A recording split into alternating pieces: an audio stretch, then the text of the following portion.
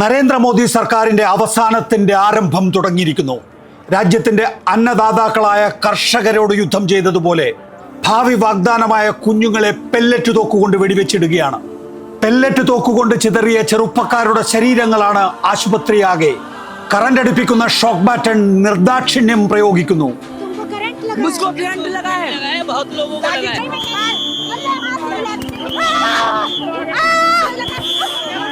ഒരു കാര്യം വ്യക്തം, മോദി സർക്കാർ ഇന്ത്യയെ ഭയപ്പെടുകയാണ്.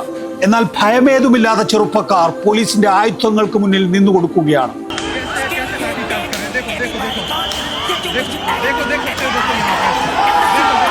സ്വാതന്ത്ര്യ സമരത്തിൽ പങ്കെടുക്കാതെ ബ്രിട്ടീഷുകാർക്ക് പാദസേവ ചെയ്തവർ ഇപ്പോൾ അവരെക്കാൾ വലിയ ആയുധങ്ങളെടുത്ത് ഇന്ത്യയുടെ നവസ്വാതന്ത്ര്യ സമരത്തെ ആക്രമിക്കുന്നു.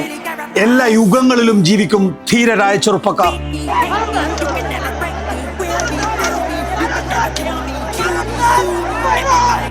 നിങ്ങളുടെ കുട്ടികളായിരുന്നുവെങ്കിൽ നിങ്ങൾ ഈ ആയുധങ്ങൾ ഉപയോഗിക്കുമായിരുന്നുവോ എന്ന ചോദ്യത്തിന് മുന്നിൽ പോലീസും പട്ടാളവും നിസ്സംഗരാണ്. അവരെ ഈ ആയുധങ്ങൾ ഏൽപ്പിച്ചത് അവരുടെ ഏകാധിപതികളായ മേധാവികളാണ്.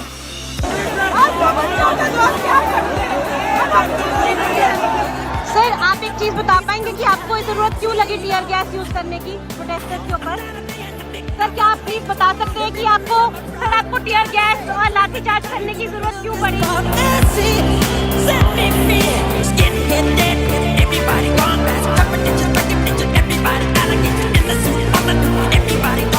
പാർലമെന്റ് മാർച്ചിന് നേരെയുണ്ടായ പോലീസ് അതിക്രമങ്ങൾക്ക് ശേഷം ആദ്യം കെട്ടിയടച്ചത് SFIയുടെ ക്രാന്തി കോർണറുകളാണ്. അത് പുനഃസ്ഥാപിച്ചിട്ടുണ്ട്. LDF MP-മാർ നടത്തിയ മാർച്ച് പാർലമെന്റ് സ്ട്രീറ്റിനെ പ്രകമ്പനം കൊള്ളിച്ചു.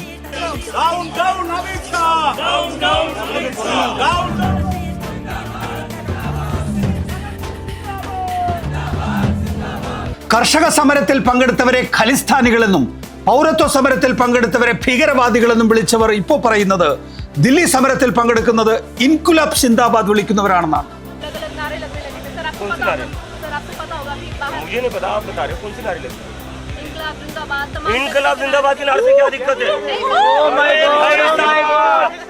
വ്യവസ്ഥ മാറണം. ഇൻകുലാബ് സിന്ദാബാദ്. നീതിപീഠവും പാർലമെന്റും മാധ്യമങ്ങളും സംഘപരിവാറിനാൽ ആക്രമിക്കപ്പെട്ടിരിക്കുന്നു, കൈയടക്കപ്പെട്ടിരിക്കുന്നു. മാധ്യമ സ്വാതന്ത്ര്യം അപകടപ്പെടുമ്പോഴും മാധ്യമ പ്രവർത്തകരുടെ ജോലി തടസ്സപ്പെടുമ്പോഴും ഇന്നേ വരെ നാം അതിനെ അപലപിച്ചിട്ടേ ഉള്ളൂ. എന്നാൽ ജന്തർ മന്ദറിൽ ഗോദി മീഡിയ നേരിട്ടത് അവരർഹിക്കുന്ന സ്വീകരണമാണ്. ഇന്ത്യയിൽ ഇന്ന് മാധ്യമങ്ങളില്ല, കോർപ്പറേറ്റുകളുടെ ചെരുപ്പ് നക്കികൾ മാത്രം. അത് ചെറുപ്പക്കാർ തിരിച്ചറിഞ്ഞിരിക്കുന്നു. സമൂഹ മാധ്യമങ്ങളിലും അതിലൂടെ ഗോഡി മീഡിയ മാധ്യമ പ്രവർത്തകരെ നാണിപ്പിക്കുന്ന ചെറുപ്പക്കാരുമാണ് ഇന്ന് ഈ നാടിന്റെ കാവൽക്കാർ. ജീവിതമെന്നാൽ കീഴടങ്ങൽ മാത്രമല്ല എന്ന് തിരിച്ചറിഞ്ഞ ചില ചലച്ചിത്ര പ്രവർത്തകരും നമുക്കൊപ്പമുണ്ട്. പ്രകാശ് രാജ് ജന്തർ മന്ദറിലെ സമരത്തിന്റെ സാന്നിധ്യമാണ്. സൂപ്പർ സ്റ്റാർ ഋത്വിക് റോഷൻ സോനം വാങ്ചുക്കിനെ പിന്തുണച്ചു. നമ്മുടെ സ്വന്തം ടൊവിനോയും പാർവതി തെരുവോത്തും വിസ്മയ മോഹൻലാലും പോലീസ് നരനായാട്ടിനെ അപലപിച്ചു. ഇതെന്ത് ജനാധിപത്യം എന്ന് ചോദിച്ചു. പാർലമെന്റ് അസ്വസ്ഥമാണ്. ഇനി BJPയുടെ മുന്നിൽ അവശേഷിക്കുന്നത് ഡീലിമിറ്റേഷൻ ബിൽ പാസാക്കിയെടുത്ത് ജെറിമാൻഡറിംഗ് എന്ന കുപ്രസിദ്ധ മാർഗത്തിലൂടെ അധികാരത്തിൽ തിരിച്ചെത്താൻ കഴിയുമോ എന്ന ശ്രമം നടത്തുകയാണ്. അതില്ലെങ്കിൽ എഴുതി വെച്ചോ, 2029 BJP ഇല്ല. മാസങ്ങൾക്ക് ശേഷം എവിടെ നിന്നോ പൊന്തി വന്ന രാഹുൽ ഗാന്ധി അടക്കമുള്ളവർ എടുക്കുന്ന നിലപാടനുസരിച്ചിരിക്കും ഭരണഘടനാ ഭേദഗതി പാസ്സാകുമോ ഇല്ലയോ എന്നത്. ഒരു കാര്യം ഉറപ്പാണ്, BJPയുടെ അടിത്തറ ഇളകിയിട്ടുണ്ട്.